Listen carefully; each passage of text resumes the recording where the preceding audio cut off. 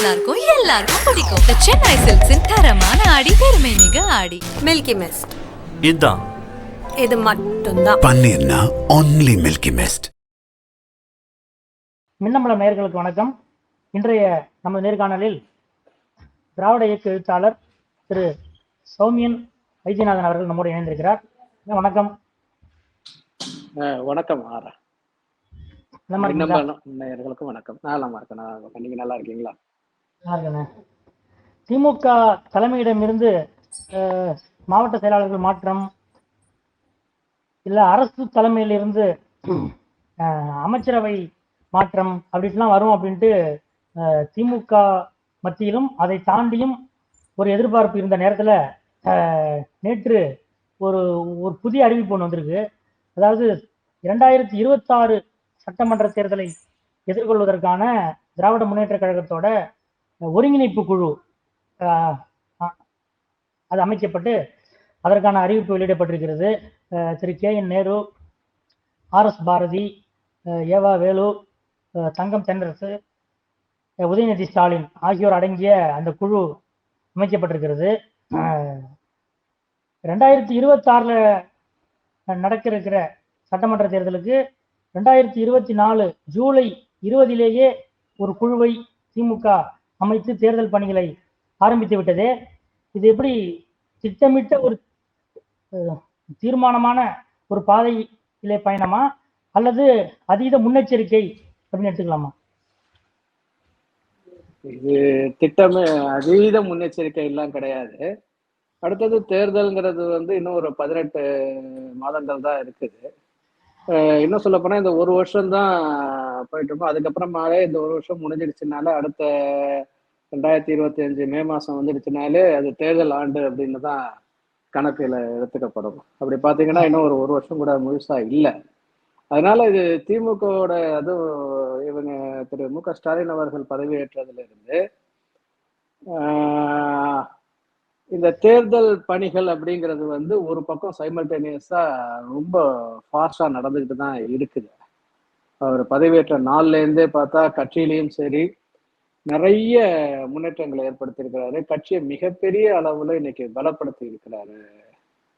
MK Stalin அவர்கள் ரொம்ப பெரிய அளவுல பலப்படுத்திருக்காரு. இன்னைக்கு தமிழ்நாட்டிலேயே அடிமுடி காண முடியாத அளவுக்கு மிகப்பெரிய கட்சியா திமுகவை அவர் உருவாக்கி வச்சிருக்கிறார்.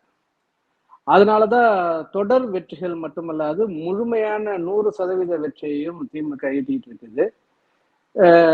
இது சாதாரணமா ஏதோ லக்லியோ வேற ஏதாவது அது இப்படி அந்த காரணங்கள் இந்த காரணங்கள்லாம் கிடையாது. பியூரா அவருடைய ஒர்க், ஃபீல்டு ஒர்க்.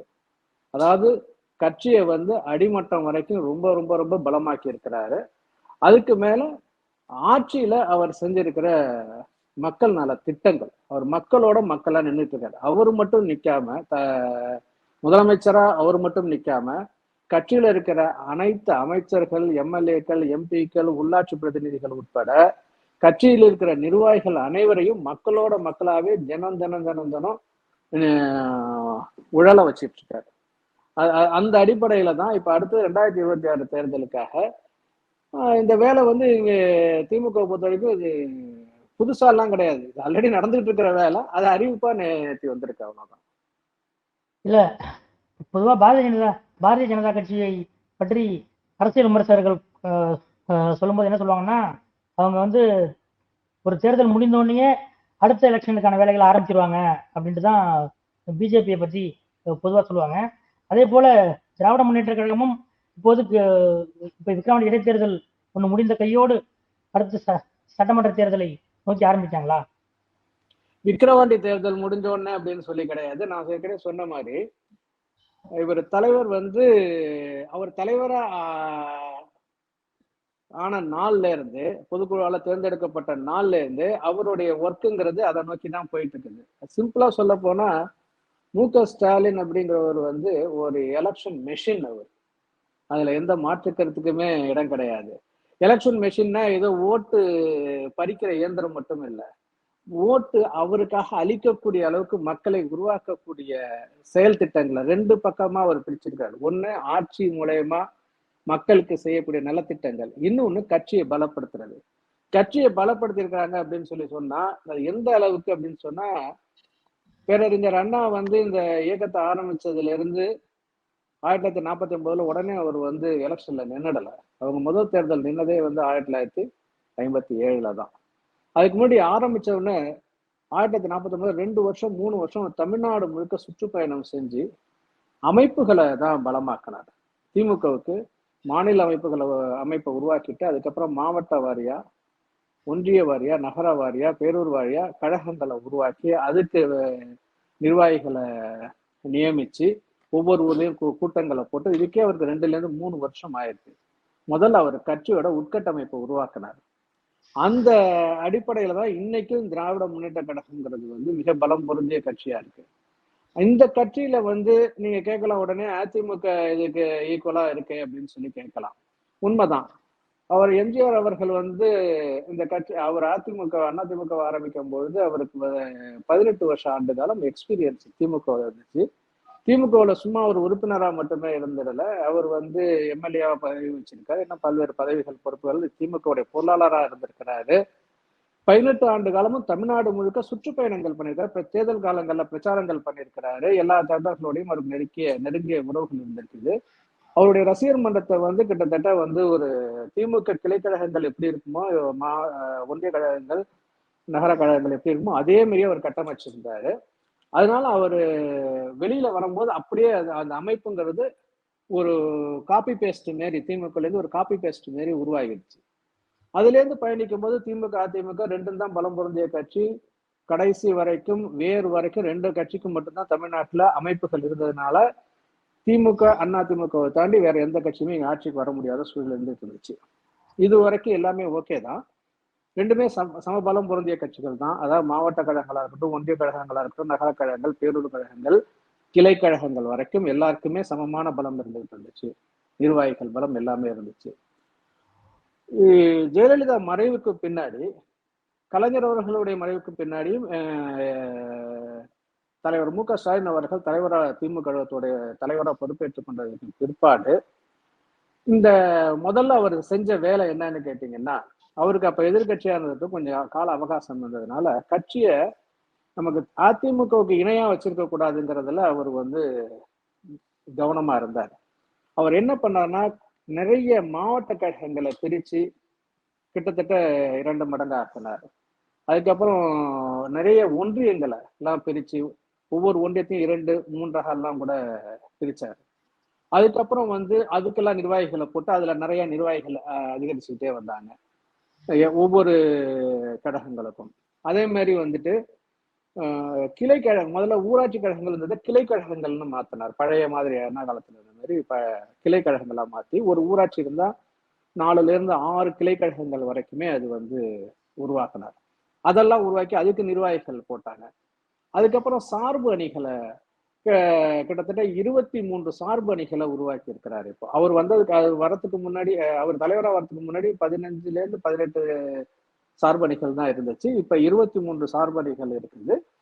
எல்லா சார்பு அணிகளையும் பலப்படுத்தினார் அப்படின்னு சொல்லி கேட்டா, ஒவ்வொரு சார்பு அணிகளுக்குமே இளைஞர் அணி, மாணவர் அணி, மகளிர் அணி, இப்படி ஒவ்வொரு அணிகளுக்குமே கீழ் வரைக்கும் மாவட்ட அமைப்பாளர்கள், துணை அமைப்பாளர்கள் மட்டும் இல்லாம ஒன்றிய அளவுல, நகர அளவுல, பேரூர் அளவுல, இன்னும் சொல்ல போனா ஐடி விங்க, இளைஞர் அணி, மாணவர் அணிக்கெல்லாம் கிளை கழகங்கள் வரைக்குமே வந்து நிர்வாகிகளை போட்டாங்க. அப்ப வந்து கிட்டத்தட்ட இதுவும் அவருக்கு பத்தாம கடைசியில என்ன பண்ணாருன்னா, ஒவ்வொரு பூத் வாரியா இந்த பூத் கமிட்டின்னு ஒண்ணு போட்டாரு.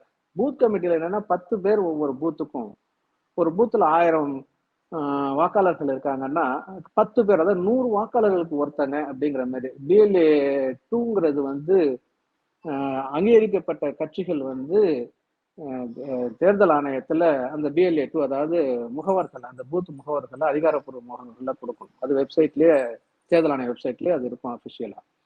அதுக்கு கீழே BLCன்னு 10 பேரை அவர் போட்டாரு. அந்த 10 பேரும் யாருன்னா, அதுல 2 பேர் பெண்கள் இருக்கணும் அப்படின்னு சொல்லி சொன்னாரு. அதுல வந்துட்டு ஏற்கனவே அந்த கிளை கழகங்களையோ வார்டு கழகங்களையோ நிர்வாகிகளா இருக்கவங்களும் இருக்கக்கூடாது, புதுசா இளைஞர்களை போடணும் அப்படிங்கிறது அதுல ரொம்ப ஒரு உறுதியான அதையும் போட்டாரு. இப்ப பாத்தீங்கன்னா இந்த கடந்த 5, 6, 7 வருடங்கள்ல இவர் தலைவரை பொறுப்படுத்ததுக்கு அப்புறம் அதிமுகவுக்கும் திமுகவுக்கும் சம அளவுல இல்லை. இப்ப அதிமுக விட கிட்டத்தட்ட 100% அதிகமான மேல்தட்டு லெவல்ல மேல திமுகவோட உட்கட்டமைப்புங்கிறது பலப்படுத்தப்பட்டிருக்குது. நீங்க சொல்ற மாதிரி திமுகவோட உட்கட்டமைப்பு ஏற்கனவே பலமான அமைப்பு. அதை ஸ்டாலின் இன்னும் அதிகப்படுத்தியிருக்கிறார் என்று சொல்றீங்க. இருந்தாலும் 2021 சட்டமன்ற தேர்தலில் பிரசாந்த் கிஷோர் போன்றவர்களோட உதவியை நாடியதும் ஸ்டாலின் காலத்தில் தானே நடந்தது. அந்த மாதிரி ஒரு தேர்தல் உத்தி வகுப்பாளர் அப்படின்ற ஒரு புதிய இல்ல, இது நல்ல கேள்விதான். அது இந்த உத்திகள் எதுவும் தேவை கிடையாது. ஆனா ஒரு விஷயங்கள் செய்யும் பொழுது சில ஸ்ட்ரீம் லைன் பண்ண முடியாது. ஒரு நல்ல டீச்சரா இருப்பார், வாத்தியார் நல்ல நல்லாசிரியர் விருது பெற்றுப்பாரு. ஆனா அவர் பையனை அவர் வெளியில இன்னொரு வாத்தியார் தான் டியூஷன் போட்டு படிக்க வைப்பார். ஏன்னா அவர் இருக்கிற ஸ்கூல்ல படிக்க வைக்க முடியாது. ஏன்னா தானே பையனை சரியா படிக்க முடியாது. அதே மாதிரிதான் இது பிரசாந்த் கிஷோர் உத்தி வகுப்பாளரா நான் பார்க்கல. அவர் ஈவென்ட் மேனேஜ்மெண்ட் பண்ணக்கூடிய கம்பெனியா தான் நான் பார்த்துருக்கேன். இப்ப என்னன்னு கேட்டீங்கன்னா, ஒரு நீண்ட கால உறுப்பினர்கள் இருப்பாங்க. அவங்க சில விஷயங்கள் சொல்லுவாங்க. இந்த ட்ரெண்டுக்கு தகுந்த மாதிரி சோசியல் மீடியா எப்படி பயன்படுத்தணும். இப்போ ஒன்றும் இல்லை, ஒரு டிபி வைக்கணும். இப்போ இந்த கலைஞரோட இந்த டிபியை எல்லாரும் வைங்க இந்த நாள்ல, இல்லை இந்த மாதிரி ஹேஷ்டேக்ல எல்லாரும் ட்ரெண்ட் பண்ணுங்கன்னு சொன்னா, இப்போ ஒரு நீண்ட கால கட்சி உறுப்பினர், ரொம்ப முக்கியமான கட்சிக்கு ரொம்ப லாயலானவர் தான், அவர் மாத்திருக்க மாட்டாரு. ஏன்னு கேட்டா, என்ன நம்ம எல்லாம் மாத்தினிதான் தெரியணுமான்னு. இப்போ இப்போ தலைவரே முக்கியமானவர்களே யாரும் சொன்னா கூட அதை செய்ய மாட்டாங்க. இதே சமயம் ஒரு நிறுவனம் சொல்லும் பொழுது அவங்க சொல்றாங்க, சார் நீங்க இதை கொஞ்சம் செய்யுங்க, நீங்க கொஞ்சம் செய்யல, அவங்க கேட்டுடுவாங்க டக்குன்னு, சார் நீங்க கொஞ்சம் இதை மாத்தினீங்கன்னா நல்லா இருக்கும், எல்லாரும் மாத்திருக்காங்கன்னு சொல்லும் போது எல்லாம் செய்வாங்க. இது ஒரு பிராக்டிஸ். இது சில விஷயங்களை பிராக்டிஸ் பண்ணிடுச்சு. இப்போ அந்த பிராக்டிஸ் எல்லாருக்குமே வந்துடுச்சு. இது வெற்றியை நமக்கு கொடுத்துருக்குது. அதுதான், அதுக்காக தான் அது உத்தியோகப்பாளருக்காக வைக்கல. ஒரு ஈவென்ட் மேனேஜ்மெண்ட்டை நல்லா சக்சஸ்ஃபுல்லா பண்றதுக்காக ஒரு சிஸ்டமேட்டிக்கா இந்த ட்ரெண்டுக்கு, இந்த இப்ப இருக்கிற 2K கிட்ஸ்க்கெல்லாம் அக்செப்ட் பண்ணிக்கிற மாதிரி, இன்னைக்கு இருக்கிற ஜெனரேஷனுக்கு அக்செப்ட் பண்ணிக்கிற மாதிரி ஒரு இதை ப்ராக்டிஸ் பண்றதுக்காக தான் அதை யூஸ் பண்ணதே தவிர வெற்றிக்காக எல்லாம் அதெல்லாம் என்னால. கடந்த நாடாளுமன்ற தேர்தலில் இதே போன்ற ஒருங்கிணைப்பு குழு அமைக்கப்பட்டது. அவர்கள் 39+1 40 தொகுதிகளுக்கான, தமிழ்நாட்டில் இருக்கிற 39 தொகுதிகளுக்கான அந்த கட்சி நிர்வாகிகளை சந்தித்து உரையாடினாங்க. அதே கூட தான் இப்போ மீண்டும் மேம்பட்டிருக்காங்க. இவங்க இப்போ 234 சட்டமன்ற தொகுதி வாரியாக அடுத்த கட்ட சந்திப்புகள் நடத்த போறாங்க. இதெல்லாம் உங்க கட்சிக்குள்ள மறுசீரமைப்பு தொடர்பான விஷயங்களை அவங்க எங்களுக்கு இப்போ தலைமைக்கு எடுத்து சொல்லுவாங்க அப்படின்னு சொல்லியிருக்காரு. இது ஒரு பக்கம் இருக்கட்டும். 2024 நாடாளுமன்ற தேர்தலிலேயே கூட்டணியை நீங்கள் ரொம்ப கஷ்டப்பட்டு தான் சமாளிக்க வேண்டியிருந்துச்சு. ஏன்னா நீங்க 2019 கொடுத்த இடங்களையே மீண்டும் அவர்களுக்கு அளித்தீர்கள். அதுவே வெளிப்படையாக விடுதலை சிறுத்தைகள் கட்சி தலைவர் திருமாவளவன் போன்றவர்கள் எங்களுக்கு வருத்தம் தான் என்று சொல்லிவிட்டு தான் அதெல்லாம் ஏற்றுக்கொண்டார்கள். இப்போ நீங்க உங்க கட்சி ரீதியான இந்த அமைப்பு கட்டமைப்பு ஓகே, இதெல்லாம் ஓகே, கூட்டணியை எப்படி சமாளிப்பீர்கள்? அதற்கான நடவடிக்கைகளையும் இப்போதே கிட்டத்தட்ட ஏன்னா நேற்று முன்தினம் திரு வைகோ திமுக தலைவரும் முதலமைச்சருமான ஸ்டாலின் அவர்களை சந்தித்தார். தொடர்ந்து கூட்டணி கட்சியினரும் அவ்வப்போது சந்தித்து வருகிறார்கள். இந்த கூட்டணி கட்சியினருக்கான இடங்கள் என்னன்னு நீங்க 2024 நாடாளுமன்ற தேர்தலில் எப்படி அதுக்கு முந்தைய தேர்தல் கொடுத்தீங்களோ அதே இடத்தை கொடுத்தீங்களோ, இப்ப அதே போல கொடுத்து சமாளிக்க முடியாதுல்ல. இப்ப அதுக்கு என்ன பண்ணுவீங்க? அதுக்கு என்ன மாதிரியாக திமுக சமாளிக்கும்? இதுல சமாளிக்கிறதெல்லாம் எதுவும் பெருசா இருக்குன்னு எனக்கு தோணல. அந்த கூட்டணி கட்சியினர் எல்லாருக்குமே நல்லாவே தெரியும், இங்க வாங்கினா ஒரு வேட்பாளர் சீட்டு கிடையாது, இது ஒரு எம்எல்ஏ சீட்டு அப்படிங்கிறது எல்லாருக்குமே தெரியும் வாங்க போறது. இன்னைக்கு விடுதலை சிறுத்தைகள் கட்சியை பத்தி நீங்க சொன்னீங்க. அவர் தொல் திருமாவளவன் அவர்களுக்கு கள அரசியலை பத்தி நல்லா தெரியும். அவங்க கட்சிக்காரவங்களை கேட்டாலே எந்த அளவுக்கு அவர் நின்ன தொகுதியிலையும் திரு ரவிக்குமார் அவர்கள் நின்ன தொகுதியிலையும் திராவிட முன்னேற்ற கழக தொண்டர்கள் எப்படி ஒர்க் பண்ணாங்கன்னு அவருக்கு தெரியும். அவங்க 2 பேருக்குமே தெரியும். பாக்கி அனைத்து கூட்டணி கட்சி தலைவர்களுக்கும் தெரியும், தேர்ந்தெடுக்கப்பட்ட எம்பிக்களுக்கும் தெரியும், அந்த தொண்டர்களுக்கும் தெரியும். ஏன்னா திமுக 234 தொகுதி இல்லைன்னா நாடாளுமன்றத்துல 39+1 40 தொகுதிக்குமே சேர்த்துதான் வேலை செய்யறாங்க. எந்த தொகுதியிலையுமே அவங்க வந்து இது கூட்டணி நிக்குதுன்னு திங்க் பண்ணவே இல்லை. எங்களை அதுதான் சொல்றேன். ஒரு தலைவர் வந்து திமுக தொண்டர்களை வந்து வேட்பாளர் நான் தான் வேட்பாளர்னு அவர் சொல்லிடுறாரு. அதை அப்படியே 100% அக்செப்ட் பண்ணிக்கிறாங்க. அங்க நிக்கிறது திமுக வேட்பாளரா, இல்ல விடுதலை சிறுத்தைகளா, இல்ல காங்கிரஸா, இல்ல கம்யூனிஸ்டா, இல்ல வேற ஏதாவது கட்சிகளா நம்ம திங்க் பண்றது இல்லை. இல்ல உதயசூரியன் நிக்குதா, இல்ல வேற சின்னம் நிக்குதான்னு அவங்க திங்க் பண்றது கிடையாது. தலைவர் இந்நேரம் கை காட்டிட்டார், அவ்வளவுதான். அத்தனை பேருமே முழு மூச்சா ஒர்க் பண்றாங்க. இது வந்து திமுகவுல மிகப்பெரிய ஒரு மாற்றம் திமுக தொண்டர்கள் கிட்ட அது தலைவர் தளபதியார் அவர்கள் உருவாக்கி இருக்கிறாங்க. இது இப்ப நீங்க பார்த்திருக்கலாம். அண்ணா திமுகவுல வந்து இப்போ விக்கிரவாண்டி இடைத்தேர்தல்ல வந்து அவர் தேர்தலை புறக்கணிக்கணும்னு அண்ணா திமுக சொன்னுச்சு. எடப்பாடி பழனிசாமி அவர்கள் சொன்னாங்க. ஆனா யாருமே ஓட்டு போடாம இருந்தாங்களா? இல்ல. போலிங் பர்சன்டேஜ் ரொம்ப அதிகமானுச்சு. அதோட மட்டும் இல்லாம பொதுவா எதிர்பார்த்தாங்க. அவர் காமிச்ச சமிக்ஞைகள் எல்லாமே நாம் தமிழர் கட்சிக்கு தான் அதிமுகவினர் பெருமளவுல ஓட்டு போடணுங்கிற மாதிரி இருந்துச்சு. ஆனா ஏன்னா அது தகுந்த மாதிரி சீமான் அவர்களும் போய் அங்க எல்லாம் நேரடியாகவும் கேட்டாரு, அந்த கூட்டத்திலையும் பங்கெடுத்துக்கிட்டாரு. ஆனாலும் அங்க வந்து ஓட்டு ஷேர் இது ஆகல, டிரான்ஸ்பர் ஆகல. அதாவது அதிமுகவுக்கு குறிப்பா எடப்பாடி பழனிசாமி அவர்களுக்கு ஓட் டிரான்ஸ்பரிங் கெப்பாசிட்டிங்கிறது சுத்தமா இல்லை. அதே மாதிரி தமிழ்நாட்டுல வேற எந்த கட்சிக்குமே அந்த ஓட் டிரான்ஸ்பரிங் கெப்பாசிட்டி இன்னைக்கு தேதியில இல்லை. இன்னைக்கு தேதியில அந்த ஓட் டிரான்ஸ்பரிங் கெப்பாசிட்டிங்கிறது 100% முழுமையா இருக்கிறது திராவிட முன்னேற்ற கழகத்துக்கு மட்டும்தான். அதுக்கு காரணம் அதோடைய தலைவர் அவர்கள் மட்டும்தான். அவர் அந்த அளவு தொண்டர்களை வழி நடத்திட்டு இருக்கிறாரு. அதனால அவங்க வந்து அங்க நிக்கிறது யாருன்னே பாக்குறது கிடையாது. இதை வந்து கூட்டணி கட்சிகள் அனைவருக்கும் நல்லா தெரியும். திமுகவுல நம்ம ஒரு சீட்டு வாங்கிட்டோம்னாலே போதும், நிச்சயமா நம்ம ஜெயிச்சிருவோம். அது எல்லாருக்கும் அந்த நம்பிக்கை வந்திருக்கு. அதனால கூட்டணியில சீட் ஷேரிங் பத்தி பிரச்சனைகள் வரும்னு தோணவே இல்லை. குறிப்பா திமுக தொண்டர்களுக்கு அதை பத்தி கவலையும் இல்லை. ஏன்னா எல்லாத்தையும் தலைவர் பார்த்து பாருங்கிற முழு நம்பிக்கையில இருக்கிறாங்க. தலைவரும் இதை நல்லா ஹேண்டில் பண்ணுவாரு. சட்டமன்ற தேர்தல்ல அவரு சொன்ன மாதிரி 200 தொகுதிகளுக்கு மேல நிச்சயமா உறுதியா ஜெயிப்பாரு.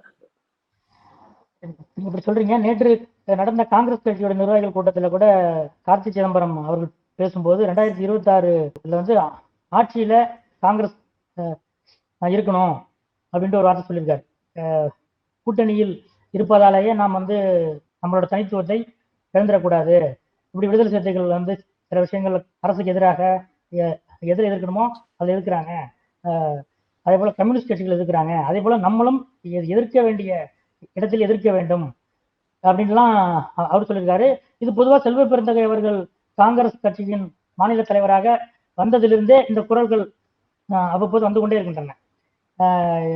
நீங்க வந்து நாடாளுமன்ற தேர்தலில் காங்கிரஸை சமாளித்த இதம் பற்றி பல்வேறு செய்திகள்லாம் வந்தன. இப்ப சட்டமன்ற தேர்தலில் எப்படி சமாளிப்பீர்கள்? மீண்டும் அதே கேள்விதான் சார். நீங்க அரசியலை தொடர்ந்து பார்த்துட்டு வந்துட்டு இருக்கிறீங்க. உங்களுக்கு தெரியாதது ஒன்றும் கிடையாது. EVKS இளங்கோவன் அவர்கள் வந்து தமிழ்நாடு காங்கிரஸ் தலைவரா இருக்கும்போது அவர் எந்த அளவு வைப்ரண்டாவும் ரொம்ப ஒரு துடிப்பாவும் இருந்தாருன்னு உங்களுக்கு தெரியும். அவர் எவ்வளவு அவரு வெளிப்படையா கூட்டணியை வந்து குறிப்பா திமுகவெல்லாம் எதிர்த்து கூட்டணியில் இருக்கும் பேசியிருக்காருங்கிறதெல்லாம் உங்களுக்கு தெரியும். ஆனால் இன்றைக்கு செல்வ பெருந்தகை அவர்கள் அவங்க கட்சி கூட்டத்துல பேசும்போது அதுக்கே அவரே கவுண்டர் சொல்றாரு. திமுக தளபதி அவர்கள் காமராஜர் ஆட்சி அவரே கொடுத்துட்டு இருக்காருங்கிற அளவுக்கு அவர் பேசிட்டு இருக்கிறார். அப்படிங்கும்போது இன்னைக்கு அந்த மாதிரி பேச்சுக்கள் எல்லாம் வந்து கூட்டணியை எது வந்து டிஸ்டர்ப் பண்ணாது. மேலும் அவங்க ஒரு கட்சி, தேசிய கட்சி அவங்க நடத்திட்டு இருக்கிறாங்க. அவங்க தொண்டர்களை உற்சாகப்படுத்தணும், அவங்க கட்சியும் வளர்க்கணும், அவங்க மெம்பர்ஸ் அவங்க கேடர்ஸ் வந்து எண்ணிக்கை அதிகப்படுத்தணும், கட்சியை பலப்படுத்தணும். இதெல்லாம் அவங்க செய்ய வேண்டியது இருக்கு. அவங்க வந்து நம்ம இதெல்லாம் சொன்னாதான் நாங்க கூட்டணியில வருவோம், ஆட்சிக்கு வருவோம்னு சொன்னாதான் அவங்களுக்கு இன்னும் நம்பி நிறைய பேர் கேடர்ஸ் வருவாங்க. அந்த ரெஸ்பான்சிபிலிட்டி அவங்களுக்கு இருக்குது. ஆனாலும் அவங்களுக்கு தெரியும் எந்த நேரத்துல எப்படி செயல்படணும் அப்படிங்கிற, தேர்தல் நேரத்துல எப்படி அட்ஜஸ்டபிளா இருக்கணுங்கிறது அவங்களுக்கு தெரியும். இதெல்லாம் வந்து ஒரு பெரிய இஷ்யூவா இருக்காது, நிச்சயமா இருக்காது. இன்னும் குறிப்பாக சொல்ல வேண்டும்னால் இளைஞர் அணியோட 45வது அந்த ஆண்டு தினத்துலதான் இந்த அறிவிப்பை வெளியிட்டிருக்காரு. இந்த ஒருங்கிணைப்பு இந்த குழுவில் திரு உதயநிதி ஸ்டாலின் பெயர் அந்த கட்சி புரோட்டோகால் படி அது கடைசியாக இருந்தாலும் விவரம் அறிந்த கட்சி நிர்வாகிகளுக்கும் ஊடகவியலாளர் எல்லாருக்குமே தெரியும். இந்த குழுவிலே செல்வாக்கு செலுத்தக்கூடியவர் திரு உதயநிதி தான் என்பது தெரியும். அதனால 2026 சட்டமன்ற தேர்தலை திரு உதயநிதியிடம் ஸ்டாலின் ஒப்படைத்திருக்கிறாரா? நம்ம அப்படி எடுத்துக்கலாமா இத? இல்ல, இது இங்க தலைவருக்கு மட்டும்தான் முழு அதிகாரம் எல்லாமே. பாக்கி எல்லாமே அவருக்கு துணையா இருக்கிறவங்க தான். இதை உதயநிதி ஸ்டாலின் அவர்களே தெளிவாப்படுத்திருக்காரு. நேற்றைய கூட்டத்திலையும் கூட அவர் இன்னும் ஒரு முறை அதை சொல்லியிருக்கிறாரு.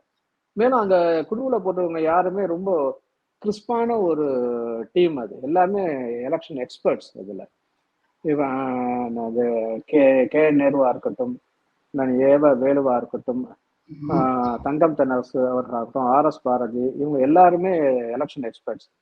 அதே மாதிரி திரு உதயநிதி ஸ்டாலின் அவர்கள் பொறுப்புக்கு வர்றதுக்கு முன்னாடியிலேருந்தே தேர்தல் பிரச்சாரத்துல ஈடுபட்டிருக்கிறாரு.